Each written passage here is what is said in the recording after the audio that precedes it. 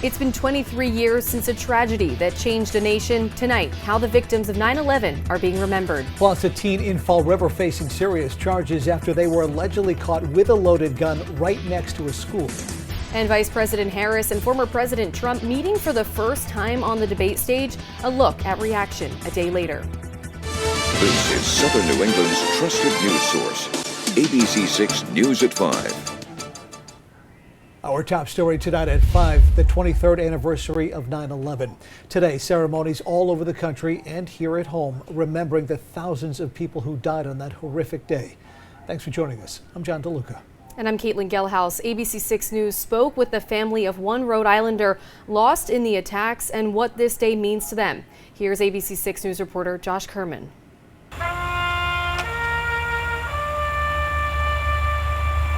Dozens gathering in North Scituate Wednesday morning to remember the 2,977 people killed and thousands injured on September 11th, and the lives lost in the war on terror that followed.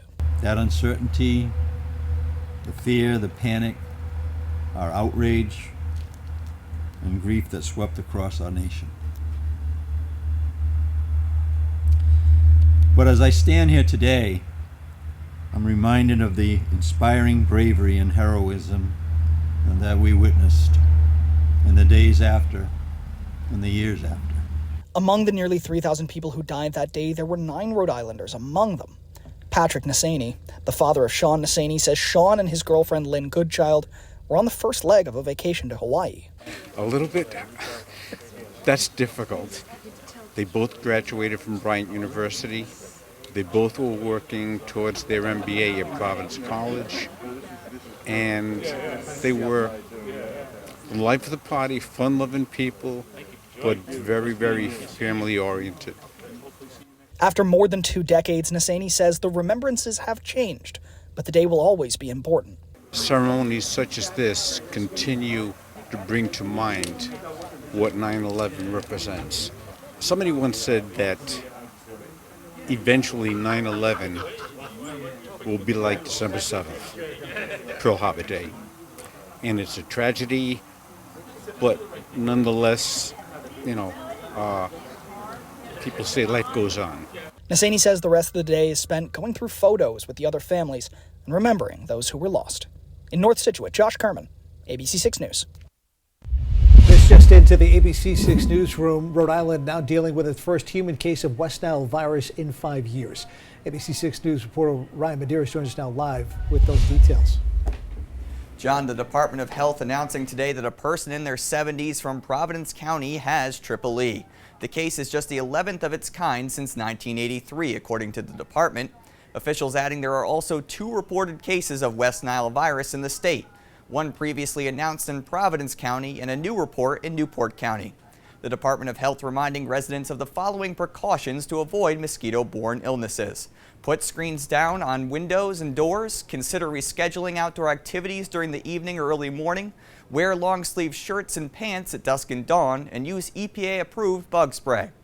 Officials also urging the public to monitor any standing water around their homes, such as unused swimming pools and unclean gutters, which can serve as mosquito breeding grounds if not treated properly.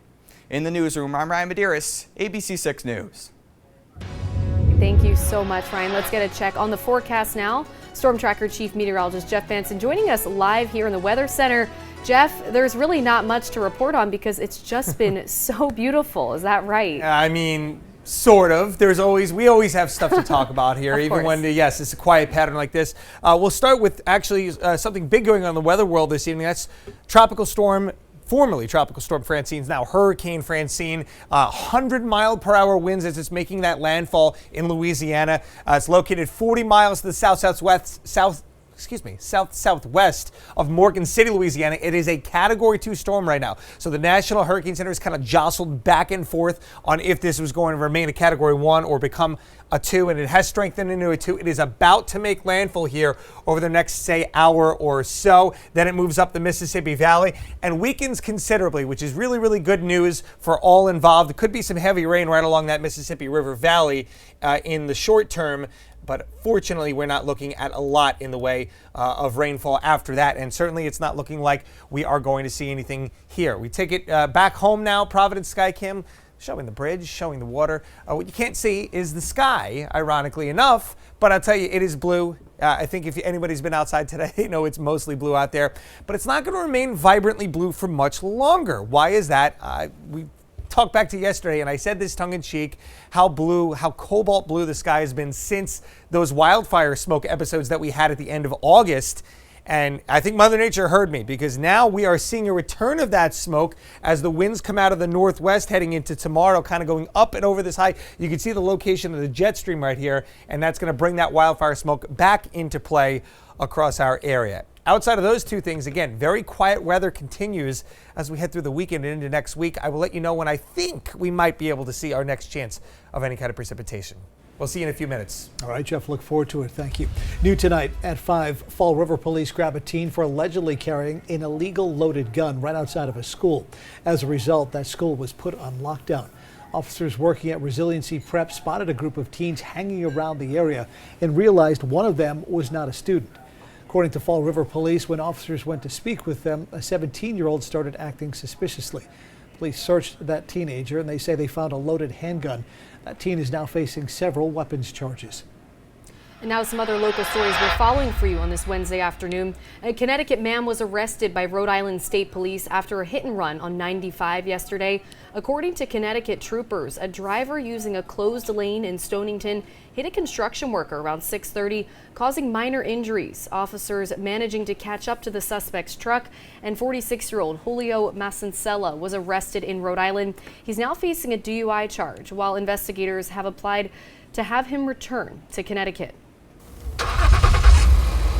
Now to our continuing coverage of the commuter crisis at the Washington Bridge. Governor McKee is in the nation's capital today trying to secure more federal money to pay for the Washington Bridge.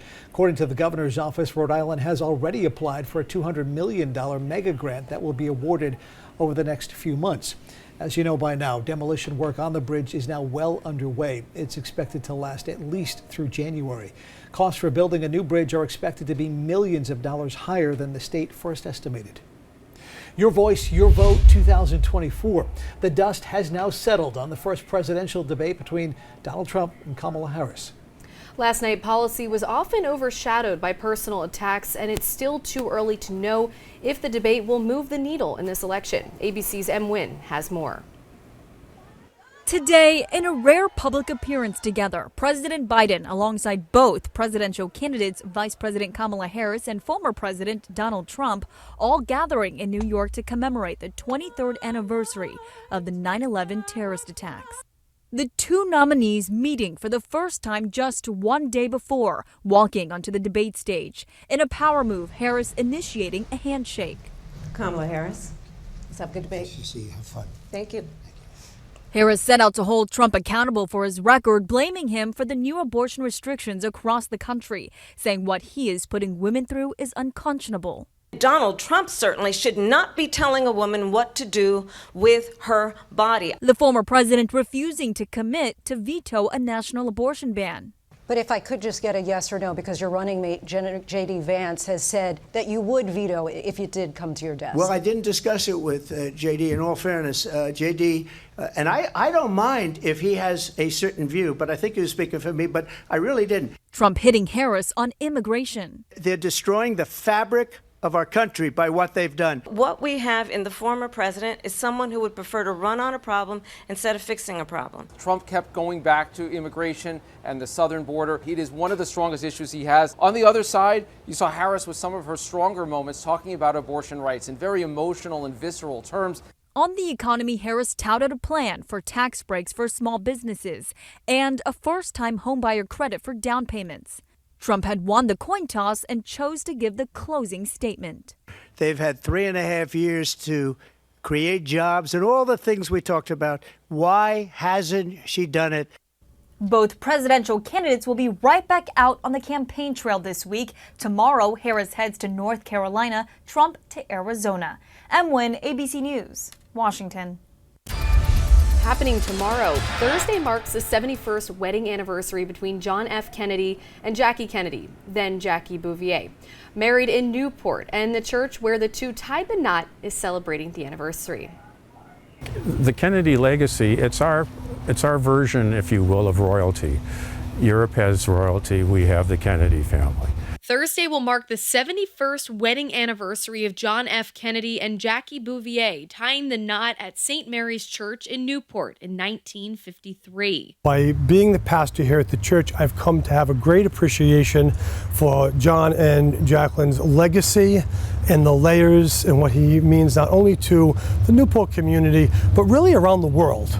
As a Catholic, as an Irish immigrant. St. Mary's Church hosting a Return of the Camelot event, a blast to the past where people can feel like they were in attendance for JFK and Jackie's wedding. It would be a wonderful way to commemorate this wedding if we had a presentation about Jackie, her childhood home here in Newport, and her romance with the then Senator John Fitzgerald Kennedy. The event, open to the public at 2 and 6 o'clock on Thursday, will show some black and white footage from their wedding with live organ music to recreate the iconic day. This is the oldest parish church in Rhode Island, pew number 10. And the reason I'm pointing this out is this is where the Kennedys came to worship. They reserved pew 10 along with their entourage and the Secret Service, what have you. Tourists stopping by the church to see a real piece of history. I think it's exciting to be here. It's kind of reverent. The fact that it still is a working church, there's a reverence to it. But it's also just kind of neat to be here. It brings back a lot of memories. I went to school in a Catholic parochial school in Howells, Nebraska, and it was a big thing. We had Catholic nuns as teachers, and the fact that a Catholic was running for the presidency of the United States was pretty epic. Now all of the donations from the event Thursday will be given to the soup kitchen, which is attached to the church. And coming up on ABC6 News at 5, as a community in Georgia continues to grieve, the mother of a school shooting suspect shares a message to the victims. And 2 flights leaving Atlanta end up grounded. What led up to those planes bumping on the runway? You're watching ABC6, Southern New England's trusted news source. For Southern New England, Friday night means football, and that means Pick 6 is back, covering all the hard-hitting action from the gridiron. Delivering all the hottest highlights, big hits, and scores featuring our primetime matchup. Watch Pick 6 on ABC6, Friday nights at 11, brought to you by Bay Coast Bank. Maya knows how quality care can bring out a smile, but it's been a few dog years since she was able to enjoy a smile of her own. Good thing Aspen Dental offers affordable, complete care all in one place, with flexible hours and weekend appointments, plus 20% off treatment plans for everyone. Loving our patients unconditionally. It's one more way Aspen Dental is in your corner. Come and get your love. Sheldon Whitehouse, a senator who listens, a Rhode Islander who cares. That's why Sheldon Whitehouse is fighting for an economy that works for the middle class again. He's standing up to Big Pharma and led the fight to cap the price of insulin. He blocked efforts to cut senior Social Security benefits and led the way for Medicare to negotiate lower drug prices. He's taking on Big Oil to stop their price gouging while protecting Rhode Island's precious coastline from climate change. He's protecting our freedoms and fighting those who want to ban abortion and making sure women have control over their own health care decisions. He's working to stop billionaires from paying lower tax rates than middle-class Rhode Islanders.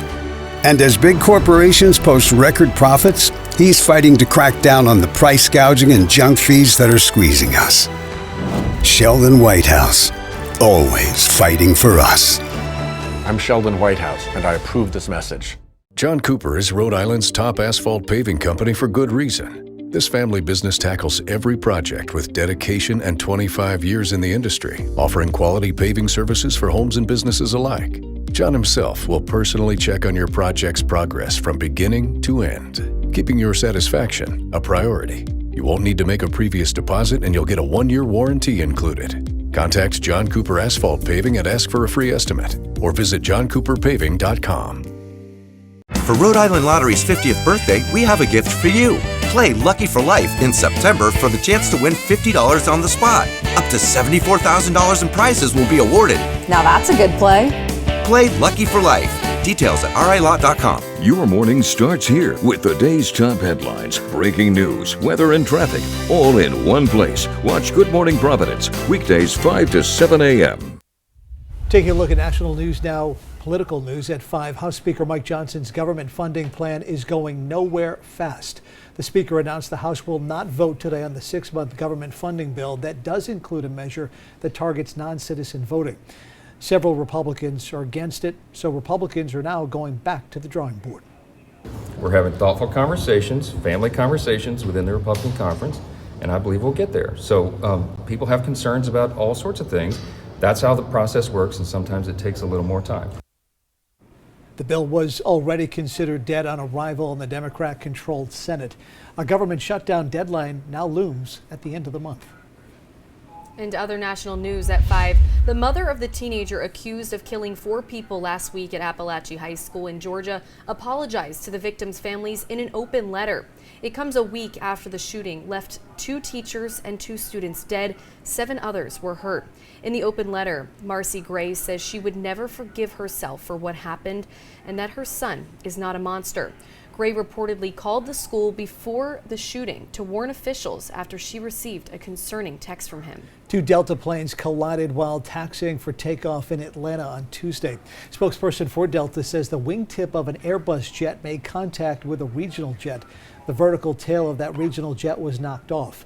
The Airbus was heading to Tokyo. The other was heading to Louisiana. Passengers were then put on other flights. The FAA is now involved. ABC 6 Weather with Jeff Benson.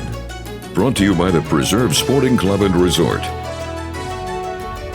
We're going to try to get you the Preserve Sporting Club camera coming up here. Doesn't want to show up. We're going to start with our outside conditions, and it is lovely out there. You could actually see on our visible satellite a couple of high wispy cirrus clouds drifting across the bottom part of your screen. They're out over the ocean. Outside of that, we are yet again cloud cover free. Beautiful blue skies out there. As I mentioned earlier, though, we're going to get a bit of a wind shift in the coming days, and that is going to bring a little bit of wildfire smoke, something we haven't talked about in weeks. We have to go back to August. Remember the last time we were talking about those hazy skies? Well, it's coming back into play. I think I jinxed us yesterday when I commented on how blue the skies have been so far here in September. Got a nice little sea breeze out there this afternoon. Winds coming out of the south. More of a northwest shift into tomorrow, and that jet stream to our north will bring some of that smoke on in, but it's a beautiful day. Sunshine aplenty, crisp start tomorrow morning, 40s and 50s again.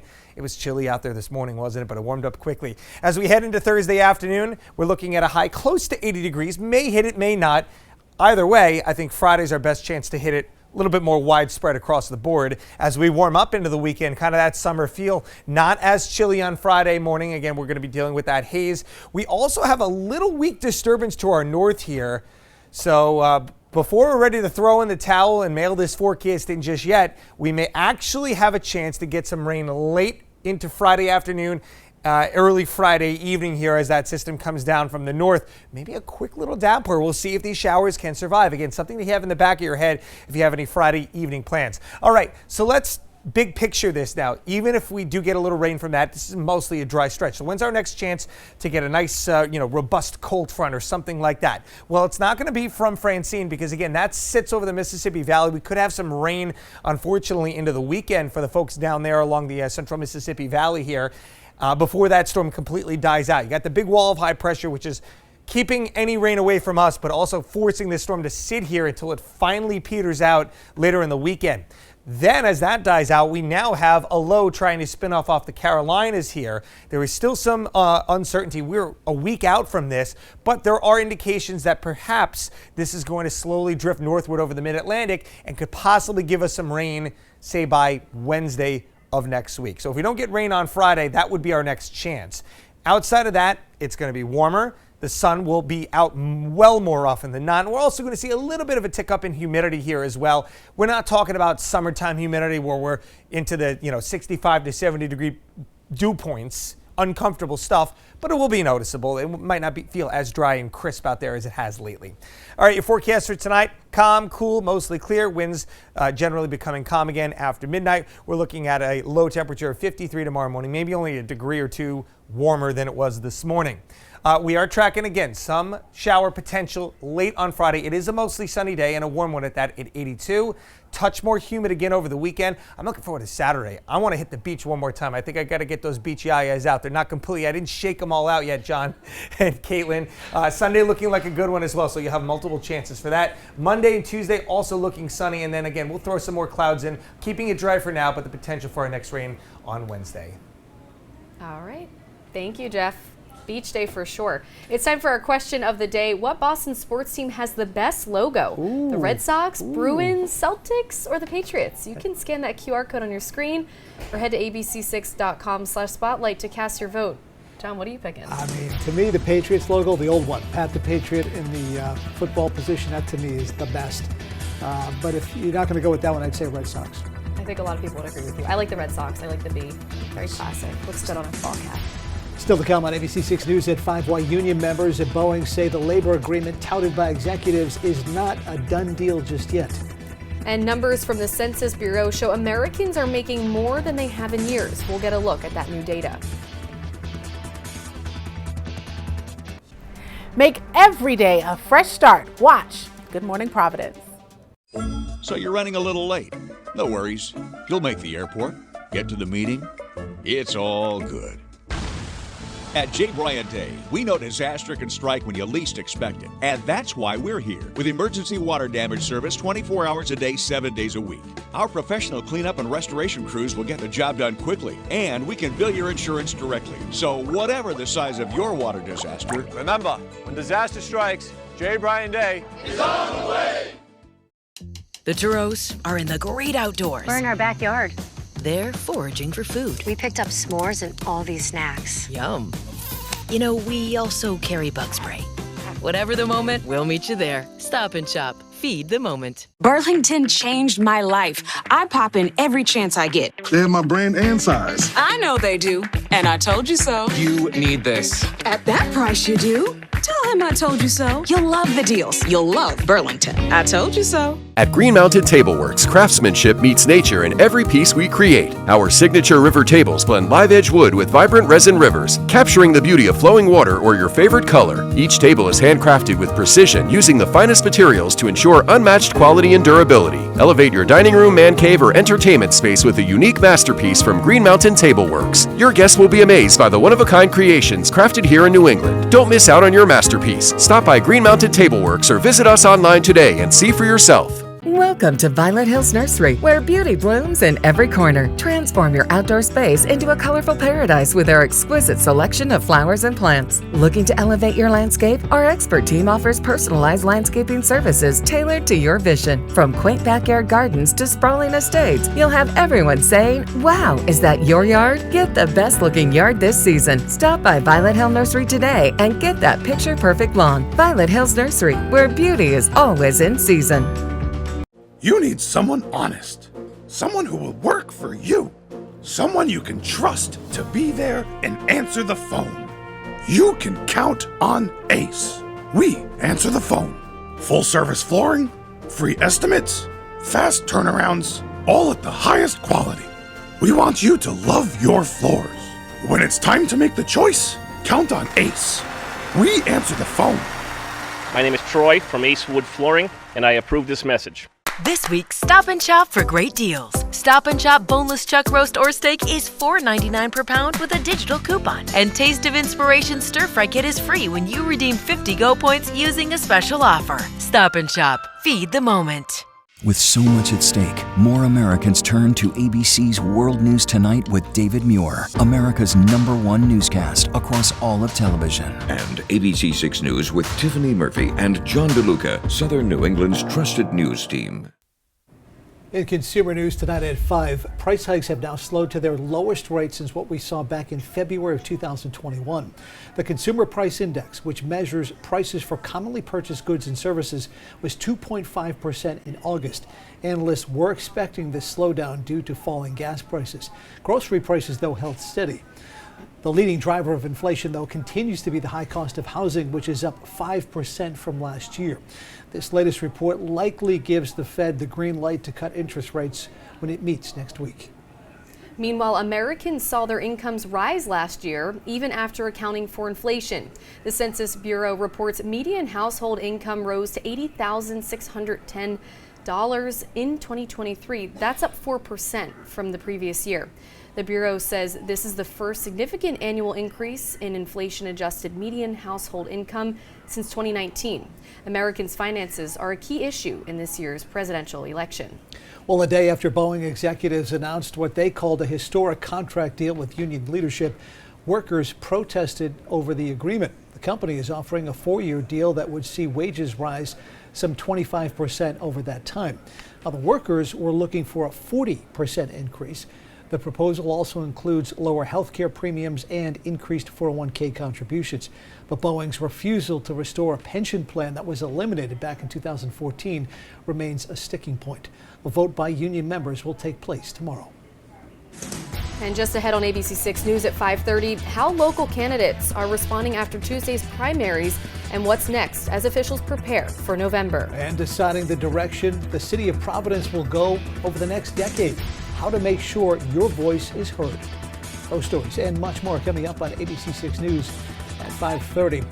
Let's take our daily look at pain on the highways here through Skycam HD, showing us north and southbound there by 95 and the Thurbers Ave exit. This is especially bad, Ms. Gelhaus. If you look carefully at the bottom part of the screen, that is a crawl also for the folks who not only were stuck normally just to get onto 195, but the folks who want to go 95 north, right at the bottom middle of your screen.